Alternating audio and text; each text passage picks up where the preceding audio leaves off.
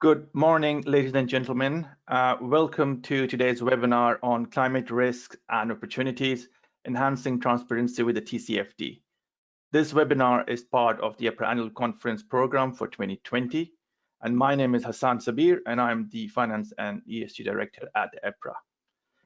We have a panel of experts on this webinar today who will be discussing the challenges and opportunities of climate change, from an investor angle, from a property company angle, and also from an ESG advisor angle. Before I introduce the panelists, I would just like to provide a bit of context. We're in the midst of unprecedented crisis. COVID-19 has disrupted businesses, hammered economies, and of course, affected our personal lives. However, if we think this crisis is a one-in-a-lifetime crisis, then climate change is a multi-generational crisis. We, as the listed real estate sector, we take this challenge seriously, and today we'll be delving more in detail on how the sector is addressing this major challenge that will face us. Without further ado, I would like to introduce today's panelists. Representing the investment community, we have Justin Travlos. Justin is the Regional Head of UK and Nordics, and also the Global Head of Sustainability at AXA IM. Justin, welcome and thank you for joining us today. For the property company side, we have Louise Ellison. Louise is the Head of Sustainability at Hammerson. And in addition to that, Louise is also currently the Chairwoman of EPRA's Sustainability Committee. Louise, welcome. Thank you. For the ESG advisory side, we have Tom Branczik. Tom is Associate at Upstream Sustainability Services at JLL. Tom, welcome and thank you all for being on the panel today. So kicking the discussion off today, Justin, my first question is to you. What is the position that investors are taking to climate change? So in effect, I'll be interested in knowing how climate change is impacting your investment portfolio in the short and long term, and what actions are you taking to mitigate such risks?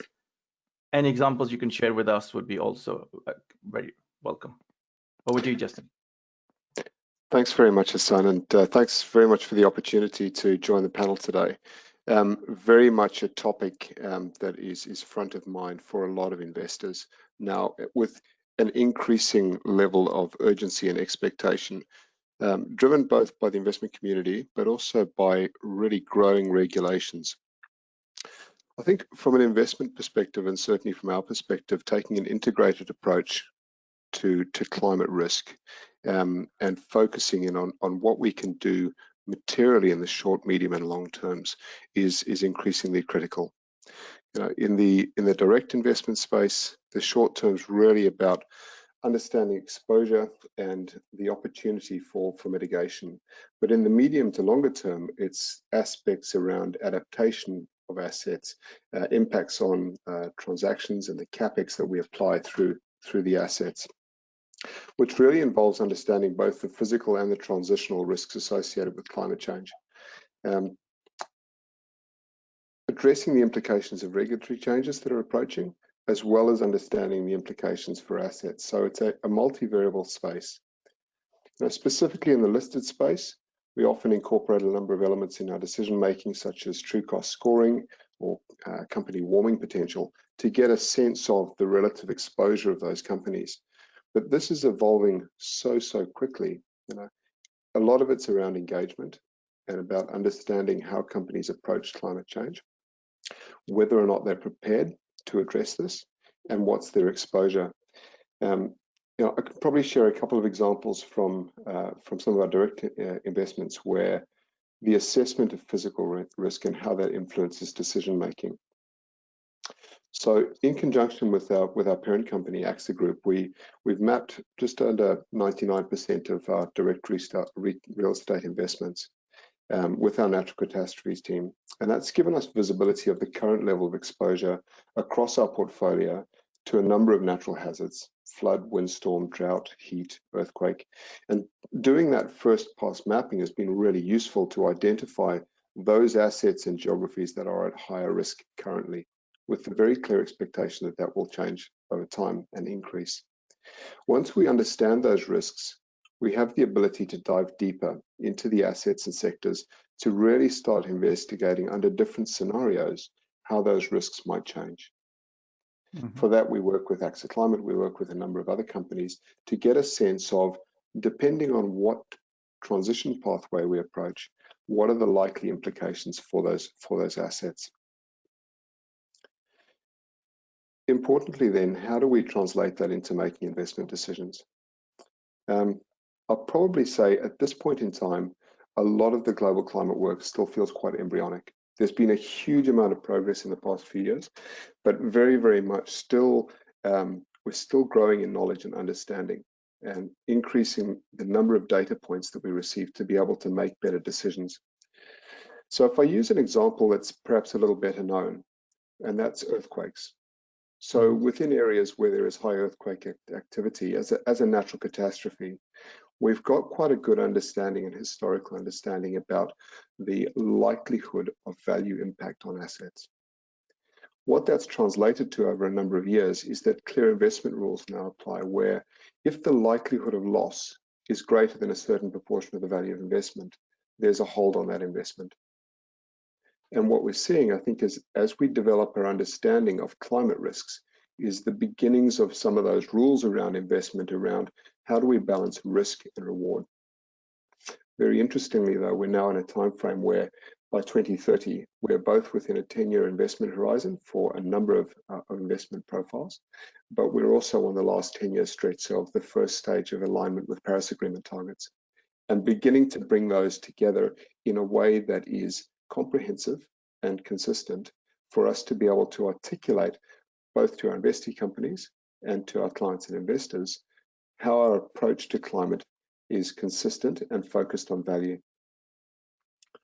So we're not there with the other climate risks, but certainly in terms of the time and experience that we're focusing in on that, we believe that the ability for us to balance that risk is becoming quite clear. I think it's an interesting point you mentioned about balance, because I think as investors, there's probably significant focus on short to medium-term targets. And of course, climate change mitigation or adaptation requires a long-term approach. So how does AXA manage that challenge of the long-term perspective of real estate investment with the short to medium-term returns that investors need to generate? That's absolutely the key challenge. That's the key challenge for all of us, balancing immediate returns with future risk. I think for me, two things have changed. And on the topic around TCFD, the development of the TCFD frameworks really provided us with two critical components to this puzzle. The first is it's provided a very consistent, simple, and effective framework to be able to assess climate risks. And potentially more importantly, it's driven that consideration up a level to board governance and to strategy, where there are very clear expectations around regular and systematic reporting. And as a result of that, the conversation about climate risks is very different now, even to what it was 2 to 3 years ago. You know, these conversations are the critical conversations in really balancing the decision between your short-term returns and forging an environment where the inclusion of climate risk is no longer a nice to have, it's actually an expectation. And an organization's inability to respond to climate risks or to questions around TCFD or reporting or what it believes are its strategic concerns about climate change, an inability to have that conversation is probably at the point now where it's deemed to be a greater risk than it is having the conversation about how we invest CapEx or how we make investment decisions in the face of the information that we have today. And I do stress that we have today because it's very much a spectrum that we're on and everybody is learning as we proceed. I think, you know, for me, this is one of the key reasons why the TCF guidance that's been provided by EPRA is so important, because it helps to provide consistency. And the consistency enables transparency between investments. And that level of visibility is exactly what investors need to be able to understand and to look through what is becoming a very crowded space in terms of regulation, in terms of additional regulatory requirements and frameworks and disclosures and reporting. And I know we'll touch on the onus of reporting shortly, but it helps you investors give form a clear view around what each of their investments can do and what each of the individual investee responses are towards the climate change risks that we're all facing. Justin, thank you for that really valuable insight. I believe we can now move on to the other side of the equation, which is the property company aspect. So, Louise, from a property owner's perspective, regarding your or Hammerson's engagement with investors, do you feel that investors are doing enough to incentivize property company owners to take action to adopt or mitigate climate change related risks? Well, I would say investor engagement has certainly increased significantly, and as Justin's alluded to, I mean, over the last kind of 18 to 24 months, probably, there's been rising awareness of the need to really understand this as an issue in all your investee companies, and particularly over the last 12 months. I mean, we've had a lot of very strong take up for specific ESG related investor and IR roadshows, and people are very kind of engaged and interested. But knowledge is variable, and knowledge across the market is variable as well. And there's an analyst community that we also have to understand and communicate with, and make sure that they have the right kind of levels of information. So there's a challenge where we have very informed investors, and obviously we work with AXA a lot in terms of direct, but so we have very informed investors, but then there are other investors who are less informed and who have different different requirements and different aspirations and different understanding of the risks. And as a corporate, we are having to balance a lot of different stakeholders and a lot of different views, which can be quite tricky. So for in terms of incentivizing us to actually to make that change, to some extent as a corporate, you have to set your strategy out and say, this is what you're going to do. I think if you expect the investors to incentivize you rather than you working out what it is that your business needs to do in order to provide the investors with the return they're expecting over the short, medium and longer term, and particularly for real estate, those kind of medium and long-term returns are significant. That's kind of where a lot of our, if we're long-term holders here, you can't expect the investors to incentivize you, but they will at some point. You can expect them to ask you questions and to be supportive and to be articulate about what it is they want and what they're expecting you to do, and to engage actively, and in some instances to support you with some of the challenges you have. So I think it's quite important to kind of, I think, understand that role in the relationship with the investor and the corporate, because it's not just a question of the investor saying, or the corporate being able to throw up their hands and say, well, the investor doesn't want me to do this or hasn't incentivized me, therefore I'm not going to do it.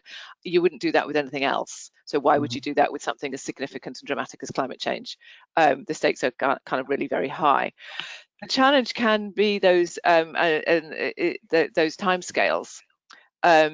You've got investors who are looking for different returns over different times, and if we are only ever willing to look at very short-term improvements to assets, then that's never going to really generate the level of change that we need, and you're just kind of building in future kind of damage to returns effectively.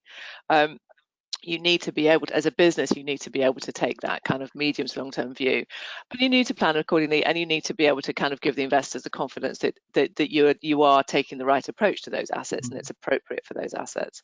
And that's your direct investors as well as your shareholders. They have different. You have a different relationship with them, but it's important to talk to them both, and to be able to respond to them. So it is as much, I think, about the businesses setting out a very clear strategy and stall about what it is that we're doing, why, making that case very articulately for the investors, and providing them with that clarity. But there is also very much I think, an increasing expectation that the investors understand this really clearly, that the investors aren't simply using kind of broad brush industry benchmarks in order to compare one company with another, that they are really getting under the skin of a business, and supporting and helping and really kind of asking the right questions, and pushing that kind of senior management team and the non-sustainability, obviously, senior management team and other people to raise their expectations of those people within the businesses as well. That's how you bring it into becoming becomes embedded within businesses as part of risk, as part of the broader risk strategy. This shouldn't be a sustainability risk that it's on its own. This is part of the broader risk strategy of all businesses now, and it needs to be seen as such. I think that's coming, but it's variable, I would say. No, I agree 100% with you. I think as I've seen the evolution in the industry as well, 5-6 years ago, probably the sophistication from the investment community wasn't there as much, and that's certainly shot up. And of course, there's still a little bit more space of improvement, but I think the direction is right. Probably we just need it to speed it up because the climate change is not slowing down. So we certainly need to get on it. Indeed. So just following up on that question, Louise, the life cycle of buildings is 30 to 40 years on average.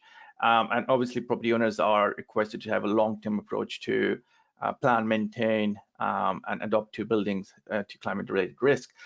So in that regards, what action is Hammerson taking within your portfolio? So we'll be quite interested in knowing about that. Yeah, I mean, obviously we've had a sustainability strategy within the business for a long time. We're long-term holders of assets, so you know, it's an actively traded portfolio, but we tend to have assets for a long period of time.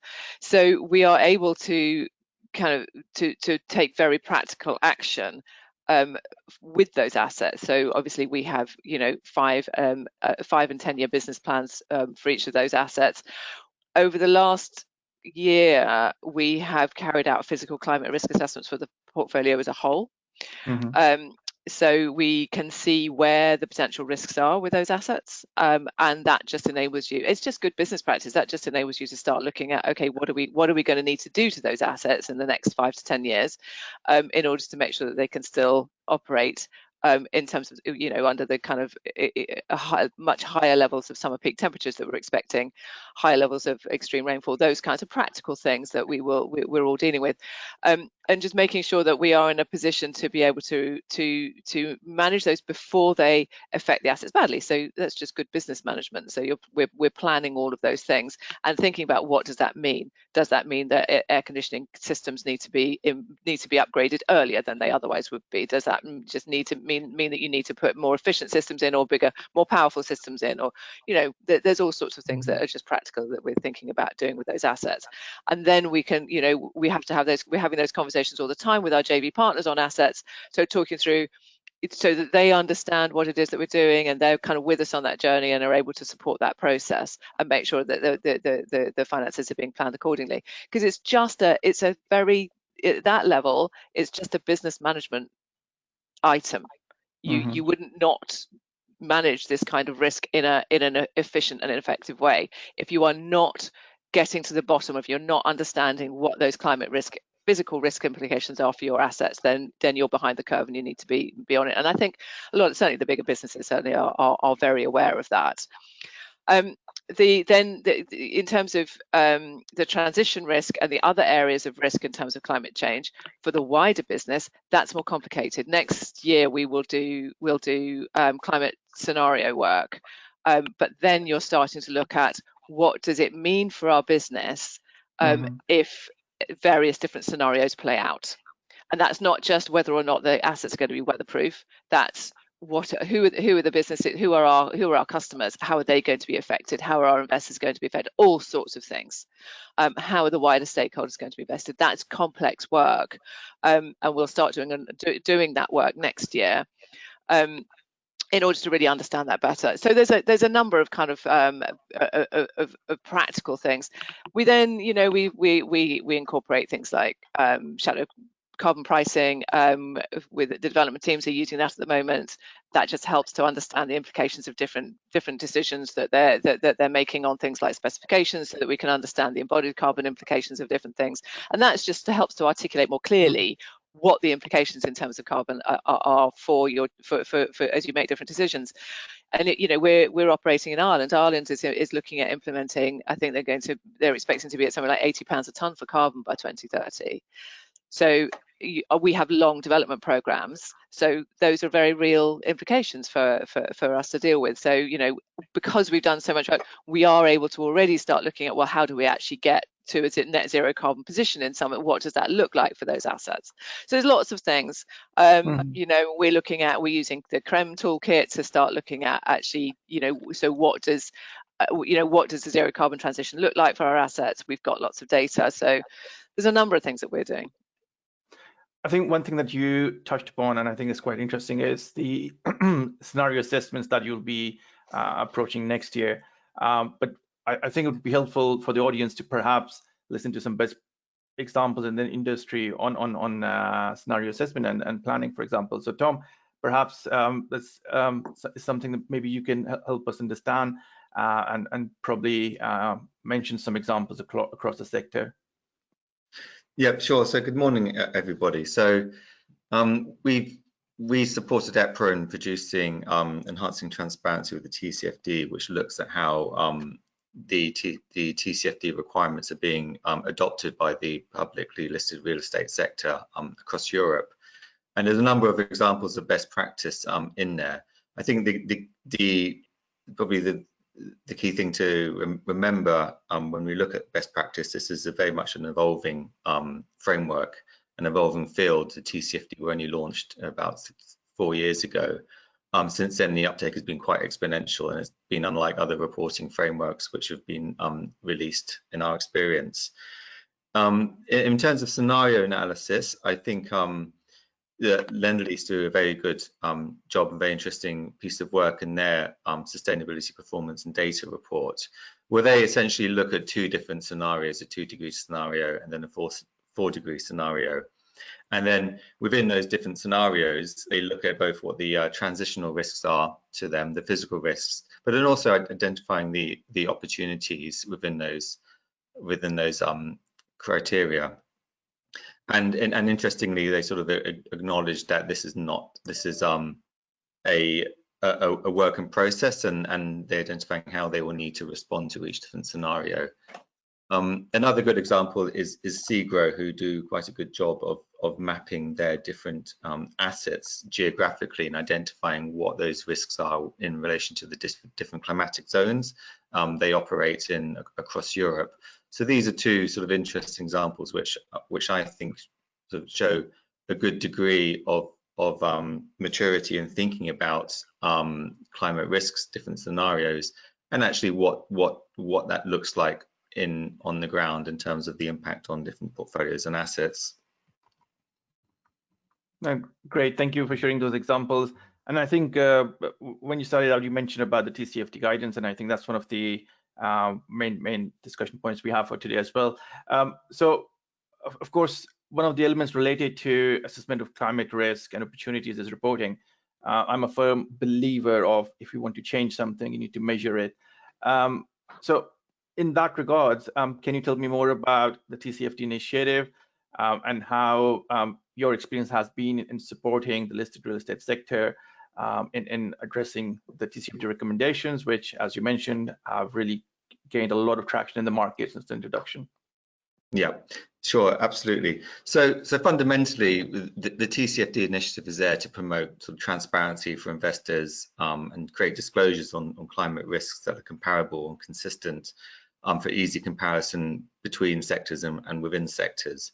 So I mentioned they were launched in 2017 and have grown significantly since. This has been boosted by a lot of support they've received from stock exchanges and regulators globally.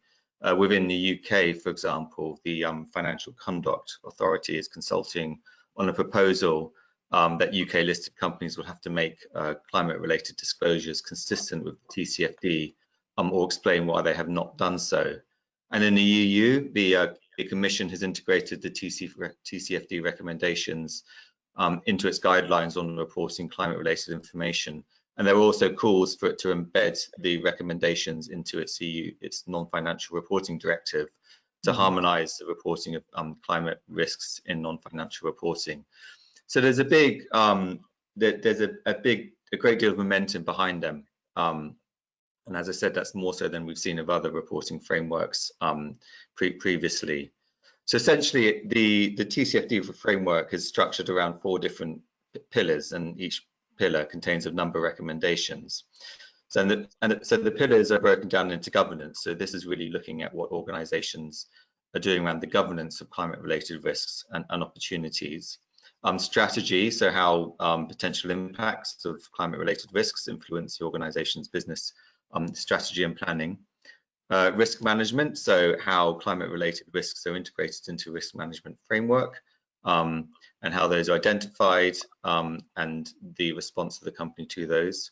And then finally, there's a separate section on metrics and targets. So this is really trying to link everything which has been spoken about previously around strategy, risk management, and actually coming down to how you're measuring your performance, or how you're measuring the degree by which you're managing and mitigating those risks and opportunities. Thank you, Tom, for that insight. I think this might be a good opportunity to share with the audience the work EPRA has been doing in this reporting sphere. So I hope all the attendees are familiar with the EPRA SBPR guidelines. So it's an industry-driven initiative. 9 years since its implementation, of course, wonderful traction in the market. Actually, this year, we believe more than 50% of the companies we assessed achieved our minimum level of awards that we expect them to report on. But I think more importantly for today's session, I would like to also bring the attention to the Tcfd Guidelines, which we published earlier this year in June. And those guidelines are actually a roadmap for companies using the EPRA SBPR framework to use that data set to report against the Tcfd framework. And of course, our intention is to facilitate the industry in uptaking such global initiatives like the Tcfd framework. On that regards, Louise, I would like to come back to you.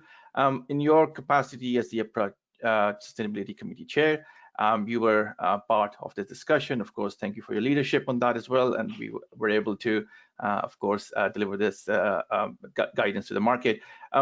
So my question is, what do you think such an initiative achieved for the market?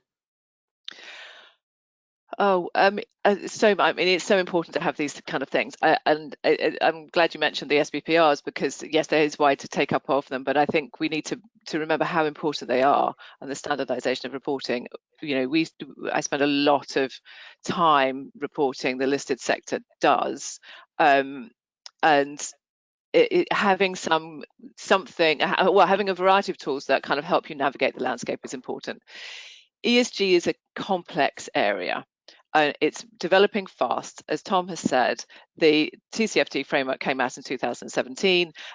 It's got traction really quickly, and it's part of the timing of it, and the things that we are just seeing, the physical things that we're seeing, and the awareness that's rising among the investor community that there's a problem here, and we need to solve it, and it's not going to be easy to do. So anything that's going to sort of help organize that response is going to be useful. So reporting is a really important part of what we do. Increasing that transparency, increasing the understanding of ESG as an issue and its implications on different assets and different types of companies is critical to being able to get the right solutions and really promote the right way forward. So an industry organisation like EPRA is absolutely essential in providing that support for its membership and providing that out into the wider sector as well, into the wider industry as well, to say this is some of this is the way you can start to navigate this complex area and start to give everybody some support. So I think the database as well, the EPRA has the sustainability database, which has all of the information on all of the companies and what they're reporting all in one place, which is incredibly helpful. And I think the investor community finds that really useful to be able to make some comparisons, because ultimately reporting is only really helpful if there's some commonality of approach. And that doesn't mean that I think all businesses should be doing it the same way or doing exactly the same thing or having the same targets, but because you need to tailor those to what your material issues are and what's significant for you as a business, and we are all slightly different. but it does mean that if there's a commonality of approach, and if things like, the standards are set, if you've got an EPRA sustainability best practice reporting framework being followed, that the same metrics will be being used, and you can understand what they are, and you can make some comparisons. And as a business that's reporting, you know what it is that you need to do, you know what data you need to gather, and you know how you need to report against that. So I think getting that clarity is really useful. And as I often have discussions with I kind of finance directors and stuff, where they sort of start tearing their hair out as our carbon numbers kind of change, and we have that complexity and being able to pull those numbers together. And I work a lot with Tom when we're doing our reporting. He's very familiar with Hammerson's reporting challenges and what we do, which he's not going to talk about at all today. It's really hard work. But I always say to my finance colleagues, they have had hundreds of years of accounting practice and finance in order to actually solve this. We're developing this now on the hoof as we're going, whilst the problem is trying to be solved. So it's really hard, which means we need to be really transparent about it and help each other. And this kind of guidance that EPRA is providing is absolutely essential to the market to help us do that, navigation. And I would add to that as well, just by saying that it's a very complex, it can be a very complex framework, the TCFD. It's not necessarily a pure reporting framework such as these sustainability best practice recommendations or the GRI, where if you disclose the information you get a certain mark or a grade, or you get to say whether you're core or comprehensive compliant. It's actually a description, a blueprint for a process for a company to go through. And because it's gained momentum so quickly, it's appearing in conversations which we're having with clients who are just starting out on a reporting journey. And this is the complex thing for them to understand and to get the buy-in of it internally, and to really understand what's required from it. So whereas normally we would sort of begin working with a client who would be new to reporting, you could produce a report, then you could aim towards producing a report which uses the sustainability best practice recommendations or the GRI. Quite simple, sort of clear steps where there's a gradual improvement over time. Now they're being presented with calls to disclose climate risks and opportunities and do scenario planning, and to actually kind of expand their understanding of risks and the communication of risks beyond which they haven't necessarily done before. So any kind of help, I think, which we can give companies on that should really be sort of absolutely welcomed. I agree. The other element with TCFD, I think, we find it's challenging, but it provides a way of communicating risk differently and bringing climate risk and ESG risk into the wider risk discussions within the business. Yeah, so there's a slightly different audience for it. Justin, Yeah, look, I completely agree. I think when you have a fundamentally different talking about where we've been in the past, the efficiency of buildings, compared to what is the strategic risk to business as a result of climate change, where people live, how they live, how they interact with the products and services that you provide, is a different level of insight from corporates and organizations in terms of how climate change is likely to impact their business, not just their assets. And I think for me, that's been the fundamental change, and probably one of the reasons for the take-up of TCFD. And it's not easy replicability, but it is a process, Tom. You're absolutely right. And to be able to have that framework to step through, okay, how do we think about climate change, has really, really helped a number of organizations just in terms of stepping out of business as usual thinking into future business thinking.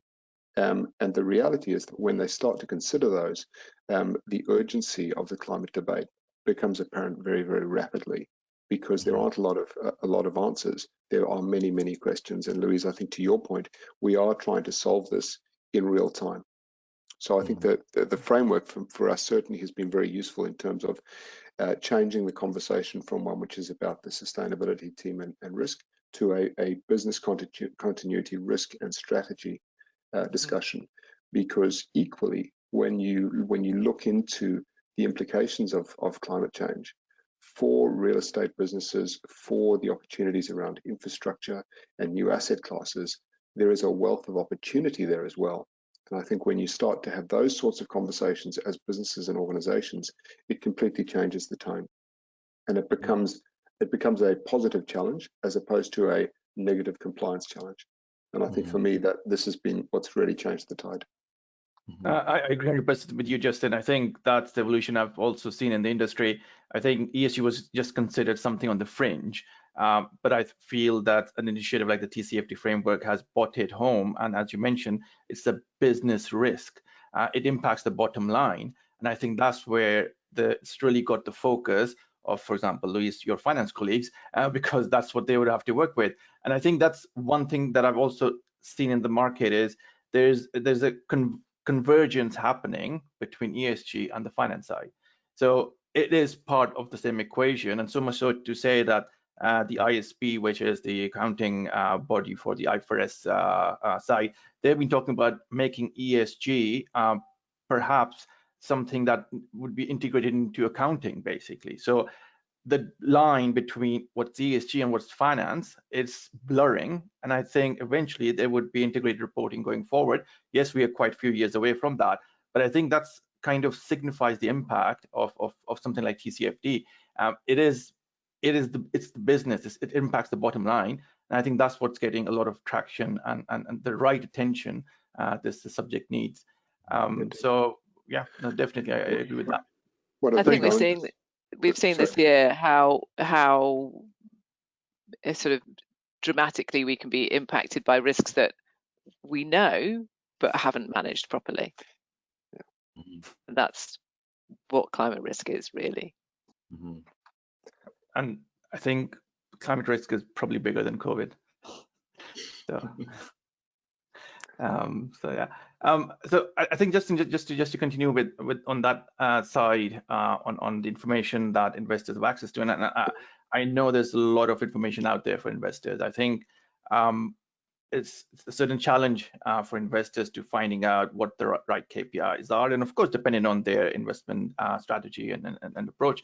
But I'm also interested in knowing for your opinion on that. So for example, as an investor, what KPIs or metrics do you think would be more or would be material for your decision making? Yeah, look, it's a great question, and unfortunately it's like all good questions, it doesn't come with a simple answer. It's, you know, in the listed space, the work that's been done by EPRA in terms of the database and the access and consistency around particular metrics to be able to understand performance. There is in a lot of instances, a very big gap between the data set that's available for public listed organizations and the data set that's available for private investment. There is some commonality between some of the KPIs and some of the metrics that are measured, but the variability at the moment is still too big to be useful for a comparable process. Add on top of that the layer of regulation around sustainability disclosures that's coming, the additional indicators that are required about that, and we're starting to see a convergence on the number of indicators and the types of indicators that globally needs to be reported. Add to that the complexity of your equities and traditional investments, which run off quite different assessments of risk versus real estate exposure, which runs off actual real data out of assets. And you start to get a blending of metrics, which in the short term, I don't think will be useful. I think it will be quite confusing. But in the longer term, as the visibility of data and specifically things around scope 1 and 2 consumption, dealing with things around scope 3, dealing with the legalities around scope 3 data collection for real estate is a big issue. And as there is greater convergence around that, I think what we'll see is that the KPIs become simpler. At the moment, it frankly can be a reporting nightmare trying to get comparability between investments, because there are so many different metrics that are used. There are so many different requirements for transparency depending on which regulatory body is overseeing the various funds or investments that we work in. And then with the assets, obviously, being acquisitive, as you acquire more and more assets, the level of visibility of data and the history of those assets, making it again increasingly difficult to get quite a clear picture of where we are, not necessarily where we're heading. And probably the last one, which was probably won't come as a surprise to anyone, but when you're used to working in with specific KPIs like intensity metrics, you can get quite used to what's the standard for the particular asset class. How does that look relative to others? How am I doing compared to peers? And when we move across to a fund approach, where one of the ways that risk has been managed in the past is to go to a greater level of diversity in asset classes and geographies, and you then try and bring that back into a single metric, you're blending a very diverse types of asset class. I mean, if you have data centers and logistics facilities, your carbon intensity is going to be completely different. And so the questioning how useful the metrics are that we can actually use to be able to make better decisions, certainly on an individual transaction basis we can, but how we translate that into fund level or portfolio level performance while still understanding the benefits of diversity from a financial perspective, but the difficulty that presents in terms of carbon and climate reporting, it feels like there is still a very long way to go in terms of really bringing some clarity out of the metrics that we use in that space. I mean, EPRA would certainly be striving on that challenge for the listed real estate side. So we will be happy. Indeed, and I think it really is when you look at the database and the amount of information that's in there, it really is at the forefront. It's a great example of exactly where we need to be able to get good data and good comparability. And certainly, and I think it's part of an industry initiative. So yourself, Justin, yourself, Louise, yourself, Tom, I mean, you've been part of this this initiative as well. So I think what I want to emphasize is the industry that's setting the example. So it's not just a body, it's the stakeholders that are involved. So I think it's a bit of a pat on the back on that regard. So I think probably I've covered most of the questions I wanted to ask the panelists. I was just wondering if there's anything else any of the panelists would like to share with the audience. Otherwise, I'm receiving some questions on the chat option, and for the audience as well, in case you have any questions, please feel free to mention it in the chat function on the webinar app. So firstly, panelists, do you have anything else to share? And otherwise, I'll go into the questions. I'm happy to questions is good. Questions okay. is good. We can start with that. So I think one of the questions we received, and I think that's something we've also seen when we've been working with property companies. So the question is, I'm a sustainability responsible for a small-sized property company, and TCFD reporting seems to be quite a huge step for a small organization. So I believe that would be a question for Louise and Tom. Where do I start to do TCFD right? Tom, Louise. Tom, you go first. Sure. Thank you. Well, as speaking to some of our team members who've worked with other small medium cap companies on their TCFD reporting, and I think that the kind of challenges we've sort of experienced, or the challenges they've experienced and reporting into it for the first time, can be really summed up around sort of awareness. So first of all, that kind of awareness that it's not just a reporting framework, it's a blueprint and an exercise to go through, and the end result, which is your TCFD disclosure, is really just the tip of an iceberg, a much bigger iceberg. And in that respect, it's probably more similar to frameworks such as the International Integrated Reporting Framework. So once you sort of understand that, then probably the next significant challenge is understanding. So a good TCFD report and a good exercise will require you to kind of bring in stakeholders who are outside the sustainability department. And one of the challenges with that is there's often sort of silos of thinking or silos of understanding within the organization, and getting through those silos to really kind of to increase the knowledge awareness within the board, within the risk management group about what the TCFD is trying to do, but also to kind of develop some of the tools and which are necessary to conduct a good scenario analysis or understanding the financial impact assessments.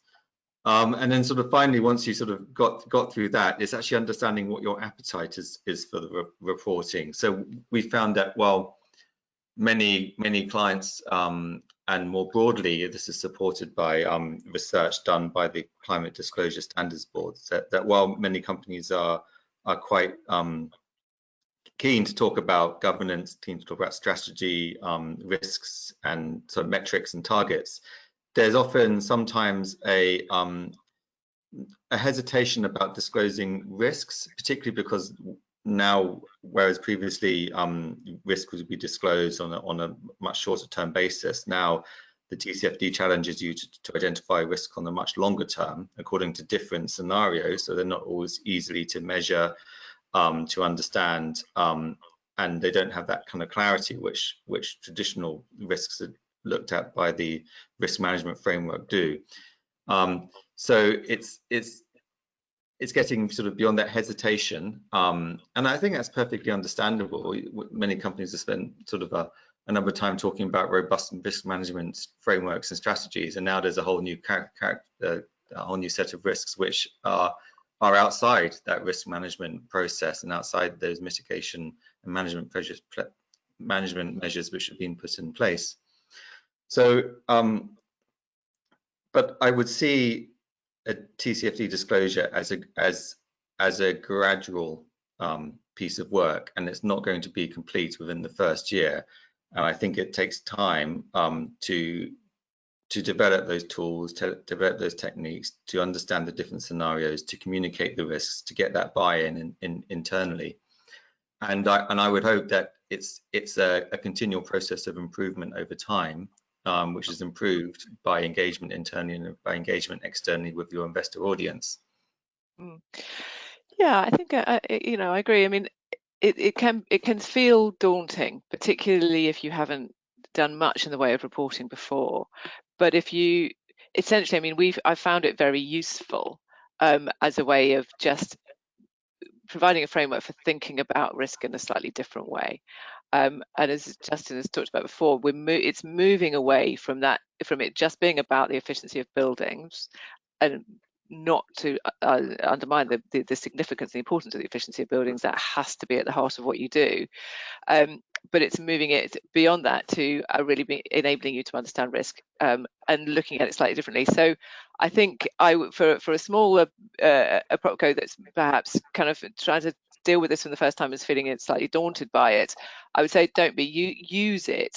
Use it to have conversations across the business and to think about risk and climate risk as part of your overall risks as a business. And really, if you're in real estate, we should be looking at those medium and longer term risks anyway. And I think it should trigger some interesting conversations about where your customer base is going to be fundamentally and how your assets are going to work. And you need to be one of the critical things that we all know about risk is we need to be ahead of the curve. You always need to be thinking about what's coming down the line, not, you know, as we are at the minute, kind of looking over your shoulder and going, oh my God, why didn't I do something about this earlier?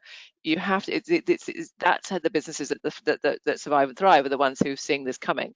So if you're looking at TCFD, use it as a toolkit, use it as a positive thing to start thinking differently within your business about how your assets are going to be affected. It should be a positive for you. And don't worry so much about, you know, ticking all the boxes and getting an A grade. You need to use it as something that's useful for you. I agree. There are 2 points I'd really reinforce on that. The first is, if you want to do a job, you need a tool, and the TCFD is a very, very good tool. Working through that and looking at it with your colleagues who are perhaps not from an ESG or sustainability background, but perhaps a risk or finance background, and asking them to go through the process with the risk that they would know and understand can be quite illuminating for them and for you when you look at it with a climate angle. I think that learning experience is one of the most important things for businesses. Second point is the lovely cartoon on the wall here, which is how do you eat an elephant? And it's one bite at a time. So you don't solve everything in a day, it's a process. And the most important thing is being on that journey. And you learn as you go, and the speed with which you go is relative to the number of people that you take with you on that conversation. And if it's a financial risk and it's related to climate, bring in the right people to have that conversation, because their buy-in and their understanding and insights of how that will impact their business is the first step in unlocking the conversation about how we reset business for what is going to be a very different climate in the future. So that would be my sort of 2 bits of advice. No, thank you all. I think that's a great insight on the question. I think that's triggered quite a few more questions, and I'm just mindful of the time. I think we still have time. So Justin, I think one of the questions we received is that you mentioned that you've used tools to assess risk exposure to climate, such as flooding, severe events, etc. So the question mentions that they know that insurance companies have started to develop tools as well to map physical risk. So do you have any particular tool that you recommend? And yeah, I'm just trying to make sense of the question. Yeah, so sure. Look, I think I understand the question. I think the question is there what is the suite of tools that's available to us? AXA is part of AXA Group, which is one of the world's largest insurers. So that is the part of the group that we have group insight with, and we've worked with their natural catastrophe team to help build that.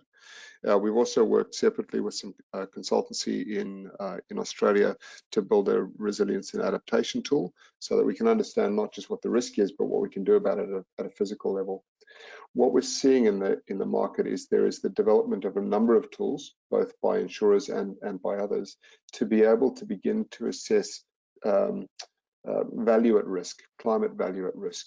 CVAR is becoming a term that people know and are beginning to understand, especially in this space. And really, what that's doing is looking at a level of risk today and then forecasting on a number of different trajectories, 1.5 degrees, 2 degrees, 4 degrees, to be able to get a sense of what variables are going to change and how is that risk going to change. For me, what's more important is what is the implication to value and how can you act on that? So there are a number of tools being developed which will help in that space. Maybe AXA, maybe Swiss Re, it may be any MSCI, and there are a number of tools out there where you can get some insights into your portfolio. But it's ultimately what you do with that and how you convert that into continuing value for your investors and for your stakeholders. Oh, great, thank you, Justin. I think I have another question, which is more on, we mentioned about the ESG database. So what is it? Ooh, okay, I think our communication was quite effective, but it wasn't enough. So just maybe perhaps I can just start on that, and please, Tom and anyone else jump in. So the ESG database was an initiative of the EPRA Sustainability Committee, and the idea behind that database was to collect all ESG reported data under the SPPR guidelines over the last 9 years. So that was an exercise that EPRA executed, and the data was collected, consolidated, and is now available for access on the EPRA website. So the whole idea is to consolidate the available data at one source, and of course for investors, analysts, academics, and propcos as well. It should be a one-stop solution on the listed real estate side ESG data set. So please feel free to explore our website on this. It's quite intuitive.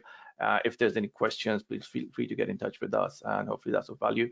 I don't know, Louise, do you want to add anything on that, or Tom? Or from my point of view, I mean, the database is exactly as you say. It's where all of the data that has been published in using the SPPRs is available, and you can analyze and download and use it, and it's and slice and dice it, and it's really useful. And I think in terms of taking the industry forward, and EPRA kind of performing its role as in terms of pushing ESG forward for the sector and supporting its members.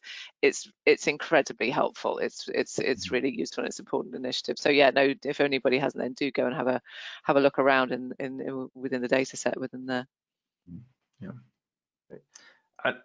Best of all, it's free to access. So I think.